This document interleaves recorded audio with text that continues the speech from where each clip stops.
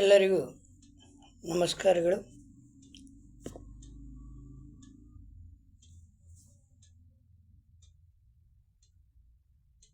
ಒಂದು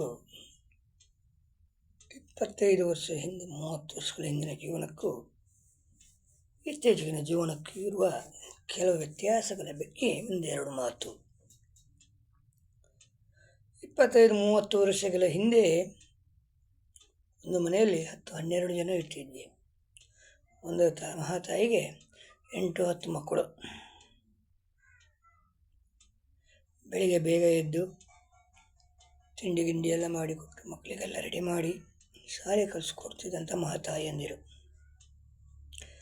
ಆದರೆ ಇತ್ತೀಚಿನ ಮಹಿಳೆಯರು ಮದುವೆಯಾದ ಮೇಲೆ ಒಂದು ಸಾಕು, ಎರಡು ಬೇಕು.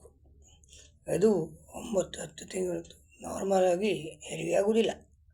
ಸಿಜರನು ಸಂಖ್ಯೆಗಳು ಜಾಸ್ತಿ ಆಗ್ತವೆ. ಯಾಕೆಂದರೆ ಇದರಲ್ಲಿ ವೈದ್ಯರುಗಳ ಸ್ವಲ್ಪ ಸ್ವಾರ್ಥವೂ ಇದೆ ಅಂತ ನನ್ನ ಅನಿಸಿಕೆ.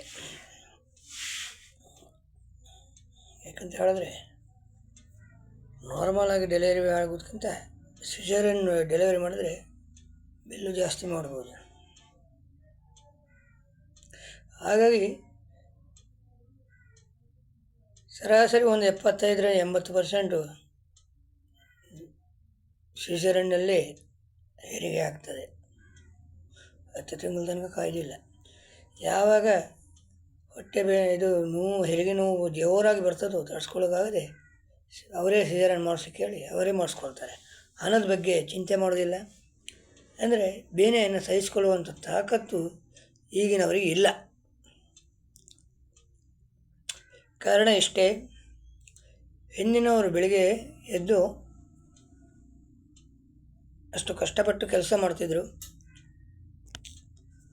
ಅಲ್ಲದೆ ಆಹಾರ ಪದ್ಧತಿನೂ ಹಾಗೆ ಇದ್ದಿತ್ತು. ಕಾಳುಗಳು, ಹೆಸರು ಕಾಳು ಒಗ್ಗರಣೆ ಹಾಕೋದು, ಇಲ್ಲಾಂದ್ರೆ ದೋಸೆ, ಆಮೇಲೆ ಕುಚಿಲಕ್ಕಿ ಕಡುಬು ಅಂತ ಮಾಡ್ತೇವೆ. ಉಂಡಿ ಅಂತ ಹೇಳ್ತೇವೆ ಅದಕ್ಕೆ ನಮ್ಮ ಕಡೆ ಎಲ್ಲ. ಕುಚಿಲಕ್ಕಿ ಕಡುಬು, ಆಮೇಲೆ ಬಾಳೆ ಎಲೆ ಗಟ್ಟಿ, ಅರಸಿನ ಎಲೆ ಗಟ್ಟಿ. ಅರಸಿನ ಎಲೆ ಅದರಲ್ಲೆಲ್ಲ ಒಂದು ಸ್ವಲ್ಪ ಔಷಧಿ ಗುಣ ಇರ್ತದೆ. ಔಷಧಿ ಅಂದರೆ ಎಲೆಯಲ್ಲಿದ್ದಂಥ ಔಷಧಿ ಗುಣ. ಅದಕ್ಕೆ ಅಕ್ಕಿಗೆ ತೆಂಗಿನಕಾಯಿ ಎಲ್ಲ ಹಾಕಿ ಕೈಯಲ್ಲಿ ಕಡಿದು ಮಾಡುವಂಥದ್ದು. ಆದ್ದರಿಂದ ಆವಾಗದ ತಿಂಡಿಗಳು ಅಷ್ಟು ಟೇಸ್ಟಾಗಿದ್ದವು. ಅದರಲ್ಲಿ ಪೌಷ್ಟಿಕಾಂಶಗಳು ಸ್ವಲ್ಪ ಸಿಗ್ತಿದ್ದವು. ಈಗ ಎಲ್ಲ ಗ್ರೈಂಡರು. ಹಾಗಾಗಿ ದೇಹಕ್ಕೆ ವ್ಯಾಯಾಮ ಆಗೋದಿಲ್ಲ. ಬರೀ ಕೂತ್ಕೊಳ್ಳೋದು, ಮೊಬೈಲ್ ನೋಡೋದು, ಟಿ ವಿ ನೋಡೋದು, ಆ ಕಡೆ ಈ ಕಡೆ ತಿರುಗಾಡೋದು, ಏನಾರು ಆಫೀಸ್ ಕೆಲಸ ಇದ್ದರೆ ಮಾಡ್ಕೊಳ್ಳೋದು. ಇದೇ ಬಿಟ್ಟರೆ ಕಷ್ಟದ ಕೆಲಸ ಹಾರ್ಡ್ ವರ್ಕ್ ಯಾರು ಮಾಡುವುದಿಲ್ಲ. ಹಿಂದೆ ಬೆಳಗ್ಗೆ 5 ಗಂಟೆಗೆ ಎದ್ದು 7-10 ಜನರಿಗೆ ಬೇಕಾದಂಥ ತಿಂಡಿಗಳನ್ನ ಮಾಡಬೇಕು. ಅಕ್ಕಿಯನ್ನೆಲ್ಲ ಕೈಯಲ್ಲೇ ಕಡಿತಿದ್ರು. ಹಿಂದಿನ ದಿವಸ ಕಡಿದು ಇಡ್ತಿದ್ರು. ಬೆಳಗ್ಗೆ ಎದ್ದು ಅದನ್ನು ಬೇಯಿಸಬೇಕು. ಅದಕ್ಕೆ ತಕ್ಕ ಬೇಕಾದಂಥ ಚಟ್ನಿಯನ್ನು ಮಾಡಬೇಕು. ಕಾಯಿ ತುರಿದು ಕೈಯಲ್ಲೇ ಕಡಿತಿದ್ರು. ಅದಕ್ಕಿದ್ದ ರುಚಿಯೇ ಬೇರೆ, ಈಗ ಮಾಡುವುದಕ್ಕೆ ರುಚಿಯೇ ಬೇರೆ. ಅದರಲ್ಲಿದ್ದ ಪೌಷ್ಟಿಕಾಂಶ ಈಗ ಸಿಗುವುದಿಲ್ಲ. ಎರಡನೇದಾಗಿ, ಈಗಿನ ಹೆಣ್ಣುಮಕ್ಕಳು ವಿದ್ಯಾಭ್ಯಾಸವನ್ನು ಕೊಡ್ತಾರೆ, ಕೆಲಸಕ್ಕೆ ಹೋಗ್ತಾರೆ. ಗಂಡಸರು ಕೆಲಸಕ್ಕೆ ಹೋಗ್ತಾರೆ.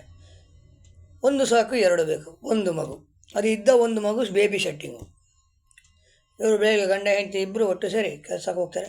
ಎಲ್ಲರೂ ಒಂದು ಹೋಟ್ಲಲ್ಲಿ ಹೋಗಿ ತಿಂಡಿ ತಿಂತಾರೆ. ಏನು, ಇಡ್ಲಿ ಸಾಂಬಾರು, ವಡೆ ಸಾಂಬಾರು, ಇಂಥದ್ದನ್ನು ತಿಂಡಿ ತಿಂತಾರೆ. ನಂತರ ಕೆಲಸಕ್ಕೆ ಹೋಗ್ತಾರೆ. ಅದು ಹೊಟ್ಟೆ ತುಂಬ ಇರುವುದಿಲ್ಲ. ಹೊಟ್ಟೆ ತುಂಬ ತಿನ್ನಲಿಕ್ಕೆ ಒಂದು ಸಂಬಳ ಸಾಕಾಗಲಿಕ್ಕಿಲ್ಲ ತಿಂಗಳಿಗೆ. ನಂತರ ಮಧ್ಯಾಹ್ನಕ್ಕೂ ಹೋಟ್ಲೇ ಗತಿ. ಮನೇಲಿ ಅಡುಗೆ ಮಾಡಿರೋದಿಲ್ಲ. ಸಾಯಂಕಾಲ ಬರುವಾಗ ಹೋಟ್ಲಲ್ಲೇ ತಿಂಡಿ. ರಾತ್ರಿಗೆ ಅದು ಕುಕ್ಕರಲ್ಲಿ ಬೇಯಿಸೋದು. ಬೆಂಕಿ ಒಲೆಯಲ್ಲಿ ಬೇಯಿಸುವುದಿಲ್ಲ. ಕಟ್ಟಿಗೆ ಒಲೆಯಲ್ಲಿ ಬೇಯಿಸುವುದಿಲ್ಲ. ಕಟ್ಟಿಗೆ ಒಲೆ ಬೇಯಿಸಿದರೆ ಅದೇ ಬೆಂದರೆ ಅದಕ್ಕಿಂತ ಒಂದು ತತ್ವ ಗ್ಯಾಸ್ ಒಲೆಯಲ್ಲಿ ಇರುವುದಿಲ್ಲ. ನಂತರ ಕುದಿಸುವುದಿಲ್ಲ. ಇದರಲ್ಲಿ ಯಾವುದರಲ್ಲಿ ಕುಕ್ಕರ್ ಒಳಗೆ ಹಾಕಿ ಬೇಯಿಸೋದು. ಅದು ಹಿಂಗೆ ಮುದ್ದೆ ಆಗಿರ್ತದೆ, ಅದರಲ್ಲಿದ್ದಂಥ ತತ್ವಗಳೆಲ್ಲ ಹೀರಿ ಹೋಗ್ತವೆ, ಏನೂ ಇರೋದಿಲ್ಲ. ಆದ್ದರಿಂದ ಬೇನೇನು ಸಹಿಸೋದಕ್ಕೆ ಆಗಲಿಕ್ಕಿಲ್ಲ ಅಂತ ಒಂದು ನನ್ನ ವೈಯಕ್ತಿಕ ಅನಿಸಿಕೆ. ನಂತರ ಈಗಿನ ಇತ್ತೀಚಿನ ದಿನಗಳಲ್ಲಿ ಮಕ್ಕಳಿಗೆ, ಸಣ್ಣ ಪ್ರಾಯದ ಮಕ್ಕಳಿಗೆ ಹೃದಯಾಪಘಾತಗಳು ಜಾಸ್ತಿ ಆಗ್ತಿದ್ದಾವೆ. ಒಂದು ಆಹಾರ ಪದ್ಧತಿಯಿಂದ ಆಗ್ತದೆ. ಎರಡನೇದಾಗಿ ಅವರಿಗೆ ಒತ್ತಡ ಹೆಚ್ಚಿಗೆ ಆಗ್ತದೆ. ಒತ್ತಡ ಅಂದರೆ ಹೇಗೆ? ಹಿಂದೆ ನಾವು ಕನ್ನಡ ಮೀಡಿಯಂ ಶಾಲೆಗೆಲ್ಲ ಹೋಗ್ತಿದ್ದರೆ ನಮಗೆ ಯಾವುದೇ ಒತ್ತಡ ಇರಲಿಲ್ಲ. ಶಿಕ್ಷೆಯನ್ನು ಕೊಡ್ತಿದ್ದರು, ಅದಕ್ಕೆ ಮನೆಯವರು ಬೆಂಬಲವನ್ನು ಕೊಡ್ತಿದ್ದರು. ಉಪಾಧ್ಯಾಯರು ತಂದೆ ತಾಯಿಯರು ಪಾಲಕರು ಏನಾದರೂ ಕಂಪ್ಲೇಂಟ್ ಮಾಡಿದ್ರೆ ನಾಲ್ಕು ಬಡೀರಿ ಮಾಸ್ಟ್ರೆ, ನಮಗೂ ಅವರಿಗೆ ಕಂಟ್ರೋಲ್ ಮಾಡಲಿಕ್ಕೆ ಆಗೋದಿಲ್ಲ, ನೀವೇ ಏನಾದರೂ ಮಾಡಬೇಕು ಅಂಥೇಳಿ ಅವರು ಬೆಂಬಲಿಸಿ ಕಲಿಸ್ಕೊಡ್ತಿದ್ರು. ಆದರೆ ಇತ್ತೀಚೆಗೆ ಏನಾಗಿದೆ ಅಂತ ಹೇಳಿದ್ರೆ, ಉಪಾಧ್ಯಾಯರು ಏನಾದರೂ ಬೈದರೆ ಅವ್ರ ಮೇಲೆ ಕೇಸ್ ಹಾಕೋದು,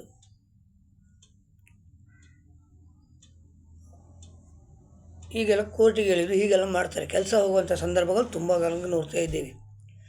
ಆದ್ದರಿಂದ ಈಗಿನ ಕಾಲದ ಮಕ್ಕಳಿಗೆ ಏನಂತಂದರೆ ವಿದ್ಯೆ ಕಲಿಸುವ ಗುರುಗಳ ಹೆದರಿಕೆ ಇಲ್ಲ, ಮನೆಯಲ್ಲಿ ಪಾಲಕರ ಹೆದರಿಕೆ ಇಲ್ಲ. ಹಾಗಾಗಿ ತಾನು ನಡೆದದ್ದೇ ದಾರಿ, ತಾನು ಹೋದದ್ದೇ ಹಾದಿ ಎಂಬ ಪರಿಸ್ಥಿತಿ ಬಂದಿದೆ. ಇನ್ನು ಮೊಬೈಲ್ ಯುಗ. ಮಕ್ಕಳು ಸಣ್ಣ ಇರುವಾಗ ಇವ್ರು ಏನು ಮಾಡ್ತಾರೆ ಅಂದರೆ, ಮಗು ಜೋರು ಅಳುಗೆ ಶುರು ಮಾಡಿದ್ರೆ ಮೊಬೈಲ್ ತೆಗೆದು ಕೈಯಲ್ಲಿ ಕೊಟ್ಟು ಬಿಡ್ತಾರೆ. ಅದು ಮೊಬೈಲ್ ಹಿಡ್ಕೊಂಡು 3 ವರ್ಷದಲ್ಲೇ ಮೊಬೈಲ್ ಆಪ್ರೇಟ್ರ್ ಮಾಡಲಿಕ್ಕೆ ಕಲಿತದೆ. ಹಾಗೆ 1ನೇ ಕ್ಲಾಸು 2ನೇ ಕ್ಲಾಸು ಏನಿದ್ರು LKG UKG ಇಂಗ್ಲೀಷ್ ಮೀಡಿಯಮ್ ಹೋಗ್ಲಿಕ್ಕೆ ಶುರು ಆಗ್ತದೆ. 5ನೇ 6ನೇ ಕ್ಲಾಸ್ ಹೋದ್ಮೇಲೆ ಅವರು ಸ್ವಲ್ಪ ಬುದ್ಧಿ ಬೆಳೀತದೆ, ಏನಂತಲೇ ಅರ್ಥ ಆಗುತ್ತದೆ, ಪರಿಸ್ಥಿತಿ ಬರ್ತಾರೆ. ಆದರೆ ಈ ಪಾಲಕರು ಏನು ಮಾಡ್ತಾರೆ ಅಂದರೆ, ಮಕ್ಕಳು ಮೊಬೈಲಲ್ಲಿ ಏನು ನೋಡ್ತಾರೆ, ಏನು ಕಲಿತಾರೆ, ಏನು ಕತೆ ಅಂತೇಳಿ ಏನೂ ನೋಡೋದಿಲ್ಲ. ಆದ್ದರಿಂದ ಇಂದಿನ ದಿನದಲ್ಲಿ ಕೆಲವು ಮಕ್ಕಳು ಕೆಲವೊಂದರಲ್ಲ, ಒಂದು 50-60% ಮಕ್ಕಳು ಹಾದಿ ತಪ್ಪುದು ಅದರಲ್ಲೇ. ಉದಾಹರಣೆಗೆ ಈಗ ಸಣ್ಣ ಮಕ್ಕಳಿಗೆ ಲವ್ ಮಾಡೋದು, ಆಮೇಲೆ ಹೆರಿಗೆ ಆಗೋದು, ಇಂಥದ್ದನ್ನೆಲ್ಲ ಟಿ ವಿಯಲ್ಲೆಲ್ಲ ನೋಡ್ತೇವೆ. ಹುಡುಗನೊಟ್ಟಿಗೆ ಓಡಿ ಹೋಗೋದು,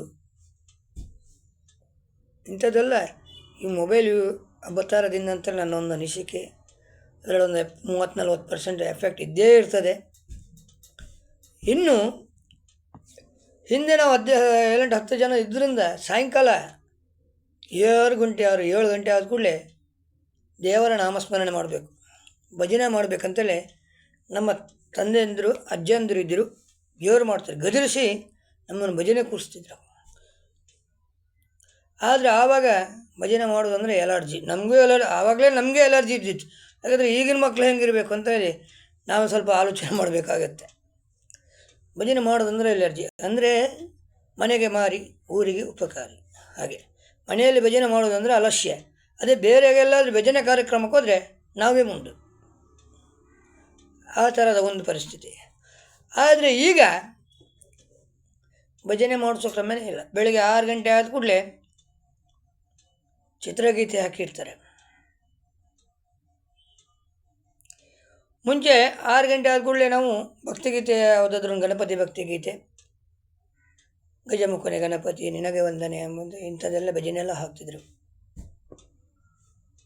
ಈಗ ಏನಿಲ್ಲ, ಈಗ ಅದೆಲ್ಲ ಹಾಕುವುದಿಲ್ಲ. ಬೆಳಗ್ಗೆ ಎದ್ದು ಕೂಡಲೇ ಚಿತ್ರಗೀತೆ. ಬಂದಲಮ್ಮ ಬಿಂಕದ ರಾಣಿ ವಯ್ಯಾರದ ಸಿಂಗಾರಿ, ಬಂದಲೋ ಬಿಂಕದ ವಯ್ಯಾರಿ ಬಿಂಕದ ಸಿಂಗಾರಿ, ಇಂತಹ ಪದ್ಯಗಳನ್ನು ಹಾಕ್ತಾರೆ. ಅವರಿಗೆ ಭಜನೆಯ ಬಗ್ಗೆ ಒಂಚೂರು ಏನೂ ಆದಂಥ ಒಂದು ಮಾಹಿತಿಯನ್ನು ಕೊಡುವುದಿಲ್ಲ, ಯಾವುದೇ ಕಾರ್ಯಕ್ರಮಕ್ಕೆ ತಗೊಂಡು ಹೋಗೋದಿಲ್ಲ. ಬರೇ ಓದು ಓದು ಓದು ಬರೀ ಓದು ಅಂತ. ಮನೆಯಲ್ಲೂ ಅಷ್ಟೇ, ಅಲ್ಲಿ ಶಾಲೆ ಹೋದಲ್ಲ ಅಷ್ಟೇ ಇಂಗ್ಲೀಷ್ ಮೀಡಿಯಮಲ್ಲಿ. ಕನ್ನಡ ಮೀಡಿಯಮಲ್ಲಿ ಆಗಿಲ್ಲ. ಈಗ ಏನು ಮಾಡಿದ್ರು ಅಂದರೆ ಬೊಬ್ಬೆ ಹೊಡಿ ಮಾತಾಡೋದಿಲ್ಲ. ಬೇಕಾದ್ರೆ ಓದಿದರೆ ನೀನು ಮುಂದೆ ಬರ್ತೆ, ಇಲ್ಲಾಂದರೆ ಹಿಂದೆ ಬೀಳ್ತೀವಿ, ಏನು ಬೇಕಾದ್ರೆ ಮಾಡ್ಕೊಂಡ್ರೆ. ಗುರುಗಳು ಈಗ ಏನು ಮಾತಾಡ್ಲಿಕ್ಕೆ ಹೋಗಲಿಲ್ಲ. ಮಾತಾಡ್ಲಿಕ್ಕೆ ಹೋದರೆ ಅವರೇ ಜೈಲಿಗೆ ಹೋಗಬೇಕಾದ ಪರಿಸ್ಥಿತಿ ಬರ್ತದೆ. ಹಾಗಾಗಿ ಯಾರು ಏನು ಮಾಡ್ಲಿಕ್ಕೆ ಆಗೋದಿಲ್ಲ. ನಾವು ಸಲುವಾಗಿ ಏನಿಲ್ಲ, ತಪ್ಪು ಗಿಪ್ಪು ಮಾಡಿದ್ರೆ ಈ ಗಾಳಿ ಬೆತ್ತ, ಇಷ್ಟೊಂದು ಗಾಳಿ ಬೆತ್ತ ತಂದು ಹುಡಿ ಮಾಡ್ತಿದ್ರು. ಇಲ್ಲೆಲ್ಲ ಜರ್ಕೆ ಬರ್ತಿತ್ತು, ಆ ಥರ ಹೊಡ್ತಿತ್ತು, ಕೆಂಪು ಕೆಂಪು ಕೆಂಪು ಕೆಂಪು ಆಗ್ತಿತ್ತು. ಆಮೇಲೆ ಒಂದು ಕಾಲಲ್ಲಿ ನಿಲ್ಲಿಸೋದು, ನಂತರ ಬಿಸಿಲಲ್ಲಿ ಒಂದು ಕಾಲಲ್ಲಿ ನಿಲ್ಲಿಸೋದು, ಇಂಥದ್ದೆಲ್ಲ ಕೆಲವು ಶಿಕ್ಷೆಗಳನ್ನು ಕೊಡ್ತಿದ್ರು. ಈಗ ಶಿಕ್ಷೆ ಕೊಟ್ಟರೆ ಅವಾಗ ಪೊಲೀಸ್ ಸ್ಟೇಷನ್ಗೆ ಹೋಗಿ ಕೂತ್ಕೋಬೇಕಾಗತ್ತೆ, ಕೆಲಸವನ್ನು ಕಳ್ಕೋಬೇಕಾಗುತ್ತೆ. ಇಂತಹ ಪರಿಸ್ಥಿತಿ ಬಂದೊದಗಿದೆ. ಇನ್ನು ಹೆಣ್ಣು ಮಕ್ಕಳಿಗೆ ಹಿಂದೆ ಮೈತುಂಬ ಬಟ್ಟೆ, ಕೈತುಂಬ ಬಳೆ, ಮೂಕಿ ಪ್ರಾಯ ಸಣ್ಣದಾದಾಗಿ ಮೂಗೊಂದು ಮೂಕುತಿ, ಕಿವಿಗೆರಡು ಓಲೆ, ಕಾಲಿಗೆರಡು ಗೆಜ್ಜೆ, ದೇವತೆ ಥರ ಕಂತಿದ್ಲು. ಈಗ ಸೀರೆ, ಆಗ ದುಡ್ಡಿಲ್ಲದಿದ್ದರೂ ಮೈ ಮುಚ್ಕೊಳ್ತಿದ್ರು, ಈಗ ದುಡ್ಡಿದ್ರೂ ಅರ್ಧ ಮೈ ಮುಚ್ಕೊಳ್ತಾರೆ. ಅದೇ ವಿಪರ್ಯಾಸ ಆಗ ದಿನಕ್ಕೂ ಈಗಿನ ದಿನಕ್ಕೂ. ಕಷ್ಟ ಕಾಲದಲ್ಲಾದರೂ ಮೈ ತುಂಬ ಬಟ್ಟೆ ಹಾಕ್ತಿದ್ರು, ಸೀರೆನೋ ಲಂಗಜಾವನಿಯೋ ಇದೆಲ್ಲ ಹಾಕೊಂಡು ಸುರಸುಂದರಿ ಥರ ತೋರ್ತಿದ್ರು. ಆದರೆ ಈಗ ದುಡ್ಡಿದ್ದವರು ಮುಣಕಾಲಕ್ಕಿಂತ ಮೇಲೆ ಬಟ್ಟೆ. ಹಿಂದೆ ಹಳೆಯ ಪ್ರಾಯದವರು ಹೇಳ್ತಿದ್ರು, ಹೆಣ್ಣು ಮಕ್ಕಳು ಮುಣಕಾಲಕ್ಕಿಂತ ಕೆಳಗೆ ಬಟ್ಟೆ ಹಾಕೋಬೇಕು ಅಂತೇಳಿ. ಈಗ ಎಲ್ಲ ಉಲ್ಟಾ, ಮುಣಕಾಲಕ್ಕಿಂತ ಮೇಲೆ ಬಟ್ಟೆ, ಆಮೇಲೆ ಟೀ ಶರ್ಟು, ಇಲ್ಲಾಂದರೆ ಯಾವುದು ಟೈಟು ಫಿಟ್ಟಾದಂಥ ಬಟ್ಟೆಗಳನ್ನ ಹಾಕೋದು, ಅಂಗಾಂಗಗಳ ಪ್ರದರ್ಶನ ಮಾಡೋದು, ಈ ಥರ ಎಲ್ಲ ಆಗ್ತಾ ಉಂಟು. ಇನ್ನು ಮನೆಯಲ್ಲಿ ತಿಂಡಿ ತಿನ್ನುವುದಿಲ್ಲ, ಹೊರಗೆ ಪಿಜ್ಜಾ, ಬರ್ಗರು, ಚೀಸು, ಆಮೇಲೆ ಪೀಸು, ಇಂಥದ್ರಿಂದಲೇ ಈ ಕೆಲವು ಮಕ್ಕಳಿಗೆ ಸಣ್ಣ ಪ್ರಾಯದಲ್ಲೇ ಹೃದಯ ಅಪಘಾತ ಆಗುವುದು ಅಂತಲೇ ನನ್ನ ಭಾವನೆ. ಕೊಲೆಸ್ಟ್ರಾಲ್ ಜಾಸ್ತಿ ಆದ್ದರಿಂದ ಹಾಗೆ ಆಗ್ತದೆ. ಪೌಷ್ಟಿಕಾಂಶದ ಆಹಾರಗಳು ಸಿಗುವುದಿಲ್ಲ. ಮನೆಯಲ್ಲಿ ಅಡುಗೆ ಮಾಡಿ ತಿನ್ನುವ ಪದ್ಧತಿ ಈಗ ಬಂದ ಈ ಕೆಲವು ಪೇಟೆ ಬದಿಯಲ್ಲೆಲ್ಲ ಕೆಲವು ಕಡೆ ಪೇಟೆ ಅಡುಗೆನೇ ಮಾಡೋದಿಲ್ಲ. ಯಾಕಂದರೆ ದೇವಸ್ಥಾನದಲ್ಲಿ ಪೂಜೆ ಹಬ್ಬ ಗಿಬ್ಬ ದಿನಗಳಲ್ಲಿ ದೇವಸ್ಥಾನದಲ್ಲಿ ಅಡುಗೆ ಇರ್ತದೆ. ಮಧ್ಯಾಹ್ನ ದೇವಸ್ಥಾನದಲ್ಲಿ ಬರುವಾಗ ಬರ್ತೀವಿ, ರಾತ್ರಿನೂ ದೇವಸ್ಥಾನದ ಊಟ. ಮನೆಯಲ್ಲಂತೂ ಅಡುಗೆ ಮಾಡೋದೇ ಇಲ್ಲ. ಹಾಗಾಗಿ ಮೈಕೈಯಲ್ಲಿ ಕೆಲಸ ಆಗದೇ ಇರುವುದರಿಂದ ಬೊಜ್ಜು ಬಂದು ಆ ಥರ ಆಗ್ತದೆ. ಕಾಲು ನೋವು ಪ್ರತಿಯೊಬ್ಬರಲ್ಲೂ ಈಗ 48-50 ಆದಗೂಡಲೇ ಕಾಲುಗಂಟು ನೋವು, ಕೈ ನೋವು, ಬೆನ್ನು ನೋವು, ಈ ಥರದ್ದೆಲ್ಲ ಆಗ್ತದೆ. ಸರ್ವಸಾಮಾನ್ಯವಾಗಿರ್ತದೆ. ಇನ್ನು ಮನೆಯಲ್ಲೇ ಮನೆ ಮದ್ದನ್ನು ಯಾರೂ ಮಾಡುವುದಿಲ್ಲ. ಒಂದು ಶೀತ ಬಂದರೆ ಮೆಡಿಕಲ್ಗೆ ಹೋದು ಡೋಲ ತಗೊಳೋದು. ಕೆಲವರು ಡೋಲ ತಗೊಂಡು ಡೋಲಮಯ ಆಗಿ ಹೋಗುವವರು ಇದ್ದಾರೆ. ಹಾಗೆ ಮಾಡಬಾರ್ದು. ಸಣ್ಣ ಪುಟ್ಟ ಶೀತ ಇದೆಲ್ಲ ಬಂದರೆ ಮನೆಯಲ್ಲೇ ಜೀರಿಗೆ, ಓಮ, ಶುಂಠಿ, ಬೆಲ್ಲ ಹಾಕಿ ಒಳ್ಳೆ ಮಾಡಿ ಕುದಿಸಿ ಅದನ್ನು ಸೂಸಿ ಕುಡಿಬೇಕು. ಬಿಸಿ ಬಿಸಿ ಬಿಸಿ ಬಿಸಿ ಕುಡಿಬೇಕು, ಸ್ವಲ್ಪ ಸ್ವಲ್ಪ. 1-2 ದಿನ ಮಾಡಿದ್ರೆ ಅದರಲ್ಲೇ ಎಲ್ಲ ಗುಣ ಆಗುತ್ತೆ. 1 ಪೈಸೆನೂ ಖರ್ಚಿಲ್ಲ. ಅದೇ ಇದು ಹಾಗೆಲ್ಲ ಚೂರಲ್ಲಿ ಸುರು ಅಂದ್ಕೂಡಲೇ ಮೆಡಿಕಲ್ ಹೋಗೋದು, ಒಂದು ಡೋಲ ತಗೊಬರೋದು. 1-2 ದಿನದಲ್ಲಿ ಕಮ್ಮಿ ಆಗಲಿಲ್ಲ ಅಂದ್ರೆ ಡಾಕ್ಟ್ರಲ್ಲಿ ಹೋಗ್ಬೇಕಂತೇಳಿ ಅವ್ರ ತಲೆಯಲ್ಲಿರೋದಿಲ್ಲ. ಮತ್ತೊಂದು 2 ತಗೊಳ್ತಾರೆ. ಡೋಲ ತಗೊಂಡು ಆಮೇಲೆ ಡೋಲಾಮಯ ಆಗಿ ಹೋಗ್ತಾರೆ. ಹಾಗಾಗಿ ಜನತೆಯಲ್ಲಿ ಒಂದು ವಿನಂತಿ, ಆರೋಗ್ಯದ ಬಗ್ಗೆ ಕಾಳಜಿ ಇರಲಿ, ಜೀವನದ ಬಗ್ಗೆ ಹುಮ್ಮಸ್ಸಿರಲಿ. ಹೊಳುತ್ತಾ 1-2 ಮಾತನ್ನು ಮುಗಿಸುತ್ತೇನೆ. ಇನ್ನೊಂದು ವಿಚಾರ, ಈ ವಿಡಿಯೋವನ್ನು ಇಷ್ಟವಾದರೆ, ನಾನು ಹೇಳಿದಂಥ ಮಾತಲ್ಲಿ ಸತ್ಯಾಂಶ ಇದ್ದರೆ ನನ್ನ ಯೂಟ್ಯೂಬನ್ನು ಶೇರ್ ಮಾಡಿ, ಲೈಕ್ ಮಾಡಿ, ಸಬ್ಸ್ಕ್ರೈಬ್ ಮಾಡಿ, ನಮ್ಮನ್ನು ಬೆಳೆಸಿ ಅಂತ ಹೇಳುತ್ತಾ ನನ್ನ 2 ಮಾತನ್ನು ಮುಗಿಸುತ್ತೇನೆ.